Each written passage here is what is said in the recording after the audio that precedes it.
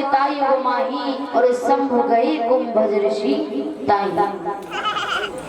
संग सती जग जननी भवानी और पूजे ऋषि अखिलेश्वर ज्ञानी। जवाब दिया है इधर बाबा गोस्वामी तुलसीदास जी रामचरितमानस में वर्णन करते हैं कि भगवान भोलेनाथ जो थे वो मैया सती को साथ में लेकर के कुंभज ऋषि के आश्रम में गए कथा सुनाने के लिए। इसीलिए कहते हैं कि कहीं भी धर्म के कार्य में जाओ, कथा भागवत में जाओ, भजन कीर्तन होता हुआ हो, कहीं भी धर्म के कार्य में जाओ और अपनी धर्म पत्नी को साथ में अवश्य लेकर के जाओ। भगवान भोले बाबा थे, मैया सती को जब कथा सुनाने लेकर के गए तो वो अकेले नहीं गए, मैया सती को साथ में लेकर गए। क्योंकि धर्म पत्नी जो होती है वो महाराज पति का आधा अंग होती है। आपने देखा होगा कि भगवान भोले बाबा के आधे अंग पर मैया गौरा विराजती है। इसलिए पत्नी को अर्धांगिनी का दर्जा दिया गया है, पत्नी अर्धांगिनी कही गई है।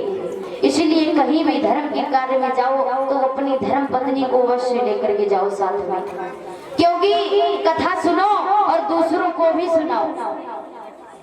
अच्छे काम करो, कहीं भजन कीर्तन में जाओ, खुद जाओ और दूसरों को भी ले जाओ, ताकि तुम्हारा जीवन का उद्धार हो और दूसरों के भी जीवन का उद्धार हो।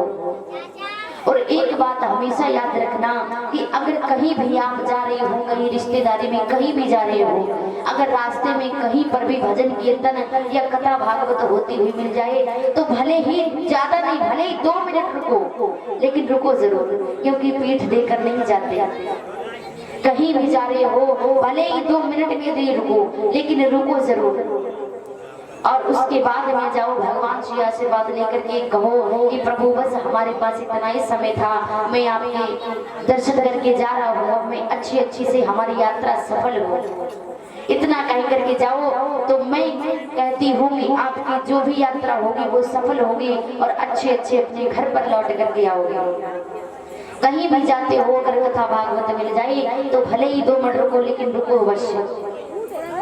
और इधर भगवान भोले बाबा जो थे वो मैया सती को लेकर के गए हैं कुंभज ऋषि के आश्रम में। वो त्रेता युग का समय है। और इधर महाराज